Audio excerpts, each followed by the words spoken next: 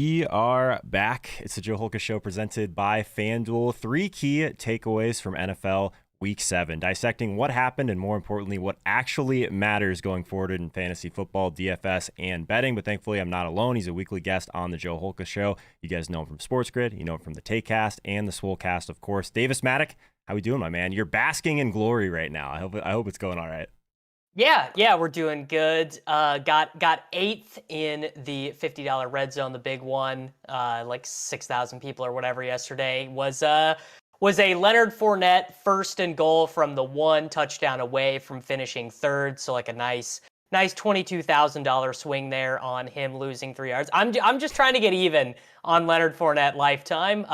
Do not think that what was $3,000 yesterday. Don't think that gets me even on Fournette lifetime, but we're getting there. Yeah, that was like the Derrick Henry thing for years. I like finally had like a big Derrick Henry week, and I'm like, man, this is so nice, but I don't think there's any chance I'm even at this point, right? So everyone's got that one guy. But yeah, I guess one of the things I always want to ask people that come off of like a really big week, it's like you can always feel good about it, but there's always like a little bit more that could have happened to get you over the top, right? Do you feel excited at all? Do you feel anything, or do you just kind of wish that like maybe one more play would have kind of broke your way?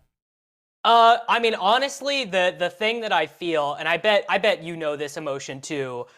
I mean, just in every team I played yesterday, I had basically the nut roster construction, right? I had AJ Brown as my one-off. I played 100% Foster Moreau. I got the punt wide receiver right with Van Jefferson. Brady and Stafford and Mahomes were my quarterbacks. Obviously, using Mahomes as the quarterback is not great. Really, what I missed was Darrell Williams over Damian Harris.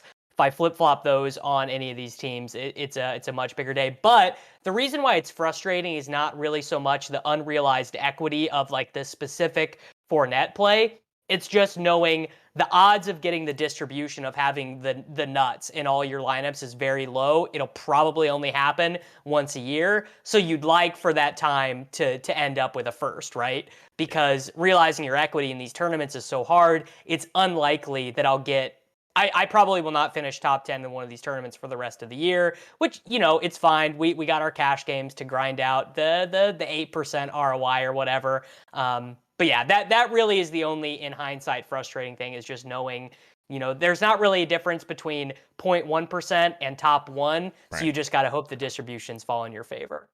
There's going to be weeks like throughout the entire year where you get your one-offs, like you're really hitting on your leverage around it, but you don't have the correct stack. You're going to have weeks that are basically the complete opposite of that, but getting it all together and still just like coming up like just short, like really hurts sometimes. So I'm with you, man. We've all got like that if I would have made this play versus this play type of thing, but this is not really that. It's like you really, when you put yourself in that position, you just want to be like paid off at some point, right? Like you just have to run good at that point to like really get over the hump. And like when all the money is at the top of these contests, it really matters. So we'll talk about that a little bit more in a bit. But last week specifically, I guess like really this entire season, Davis, it feels like a bit of like running back roulette in some ways, like this 5 to 6K running back range. It doesn't really have, I guess it's a little bit different than some of the years we've had where it's just, okay, we're paying up at running back. This year's been a little bit different. We can get volume, but really like there's been one guy that hits. And if you pick the wrong one, you're absolutely buried, right? Like your entire week is just trash if you pick the wrong one in that range. At least it feels that way. Am I being kind of dramatic here? No, that is really what I wanted to talk about. And we were talking about this a little bit on the Gilcast yesterday, which is that like the meta and this is true for cash games and this is true for tournaments, is the meta has really changed. And this is actually true on FanDuel and this is true on DK as well, where the lineups where you are playing Christian McCaffrey when he's healthy, when you're playing Derrick Henry, when you're playing Dalvin Cook, those guys have to go so nuclear now in a way that it's harder for running backs to do, because it feels like every week one of Tyreek, Cooper Kupp, or Devontae Adams is going to completely break the slate. Like it's almost like minus 110, one of those guys is getting 40. And Derrick Henry got 50 in week 1. I don't believe a running back has gotten 40 since then. I don't think Kamara has. I know McCaffrey hasn't, and I know that Dalvin Cook hasn't. And look, everyone wants to talk about Derrick Henry's so great. Derrick Henry's he's Marshall Faulk. He's LaDainian Tomlinson. Still he's averaging fewer points per game in fantasy than Cooper Kupp because of the way that fantasy is scored. And that has meant that, every week we're going, all right, well, I better get Darrell Williams versus Chuba Hubbard versus Darrell Henderson versus Leonard Fournette. I better get that right, because if I don't get that right, I'm totally dusted. And it's kind of changed the way that I have built teams. Like the first thing being, I never play running backs in flex anymore. I'm pretty much always playing like a cheap wide receiver in flex. We had, 2 weeks ago where you could play Ricky Seals-Jones and Travis Kelce together. Yep. That's a huge difference in team construction now. And also, I want to know your thoughts on this too. I also used to start thinking about teams from, okay, I need to make sure I get exposure to this running back. Like my primary thought is, Alvin Kamara is going to be under on this week. I kind of want to build my teams around that. And now what I'm doing is I'm building all my teams around double stacks and then figuring it out from there. Yeah, that's what I was going to say. Most of the time, I used to do the opposite of this, and this was probably more when I was trying to build closer to like what the optimal was and then maybe a slight tweak. I guess Leone and Peter have just like ruined me now. So now I'm starting with my main stack and trying to figure out what leverage I can fit around that. So from the running back perspective, like it does end up feeling like if there's no lever to pull, if both of these guys or three of these guys are going to be anywhere from 15 to 20%, it's really hard to figure out at that point, which guy to play, right? It depends on your roster. It depends on like, I guess what the other construction you have. But yeah, it feels a little bit better at times to get to one of these wide receivers, like you're saying, in the flex, because then you can almost guarantee that you're going to be able to find that lever to pull, right? So it almost fits more of like even the construction of what your GPP lineup should look like and kind of tell that story, I guess you can say. But yeah, it does feel like a year where these running backs, if you just completely just get that wrong, you're completely buried in GPPs, and normally that's going to be one of your chalkier pieces as well. So if you end up even just picking the wrong one, you're going to have to basically kind of lap the field a little bit for the people that did pick right in that regard. So I don't really like playing that way in a lot of ways. I like to be able to identify where the leverage is going to be and figure out a way to build a lineup that's the inverse of that. At least that's what I've been trying to do. But it's been difficult this year, man, especially when these wide receivers just keep getting there. And it feels like even a couple of years ago where roster construction kind of started, where we're going to figure out who the best wide receiver plays are, and then we're going to basically figure it out from there. Maybe I need to give a little bit more weight to guys like Cooper Kupp. Like, I mean, how many slates has he broken at this point, right? I almost like, it's hard to feel completely bad about it because I had a ton of Tyreek last week. I had a ton of Devontae Adams, and then Derrick Henry at lower ownership. This is the week where we finally get Derrick Henry at sub 20%, and this is the week where he doesn't get there, man. It's just like last week was so tilting on so many levels. I'm happy for you, but man, it's just not a good time. Yeah, well, so that actually, you just hit at another thing, which I didn't even mention, which is that you can get the double stack right. Okay, I had Brady and Godwin, and like theoretically, you have Brady, you have Godwin, you have Evans.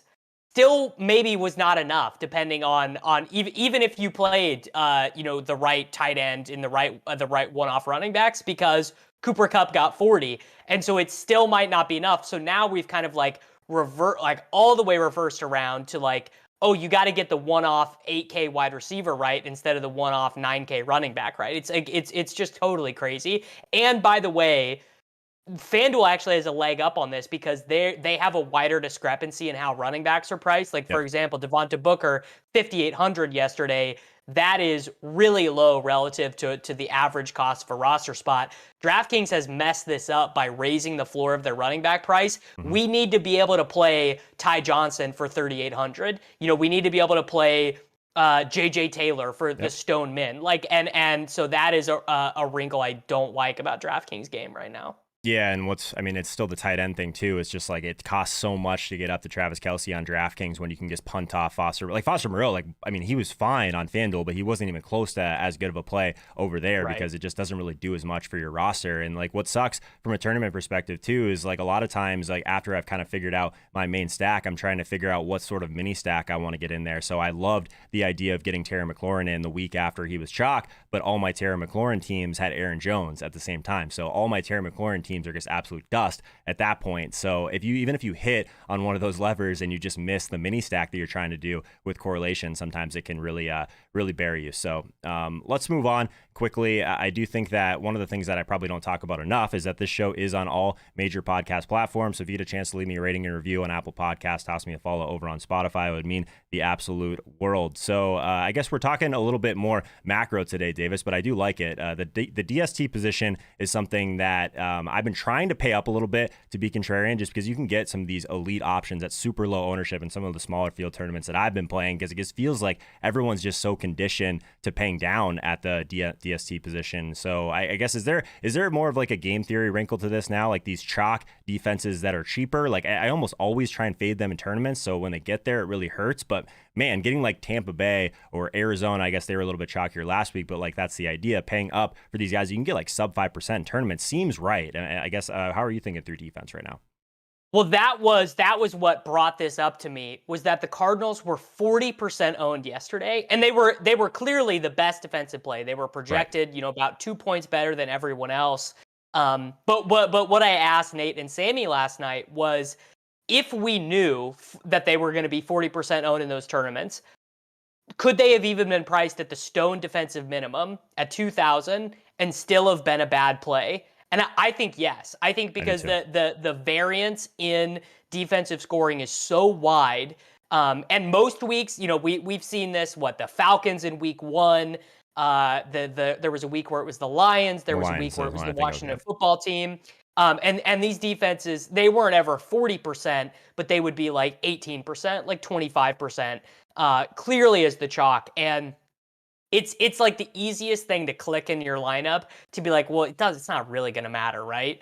But like as a result, it should be the easiest thing to just not take the chalk option, right? It should have been the easiest thing in the world to play like any other defense other than the Cardinals this last week, and I didn't do it. Like I even being someone who like kind of thinks about this stuff and knows those things, I still didn't do it. And so that I'm just kind of making like a mental note, like just be a little bit less lazy and just find some defense that's going to get face the right amount of passing attempts, that's not going to be like stone chalk. Yeah, we talked about this on the Tilt Space a lot last year. Like we were just like so like just conditioned to just play the cheapest defense possible and build from there. But sometimes like you miss out on a lot of really good leverage spots. And then last week's a really good example of the opposite, right? Like you should almost never be going into ownership like that, especially at 4 p.m., Davis. And I think that's something that like I think really matters more than almost all of this that we're talking about. Is I like leaving a defense for 4 p.m. if I can help it, almost always, right? Because then you give yourself so many more outs. If you're literally gets buried on the chalk defense at 1 p.m., if it goes great, okay, fine, you're holding hands with everyone. If it goes terribly, you can't even use one of these position spots that has so much variance to your advantage, right? So if you're having a really bad first half of last week and you have the Cardinals defense, sure, that's fine. But at that point, like you have more information to move off of them at 4 p.m. I think that's something like everyone talks about late swap, but like the positions like really matter. I love to be able to move my tight end, and I love to be able to move my defense at 4 p.m. if at all possible. So yeah, I mostly agree with you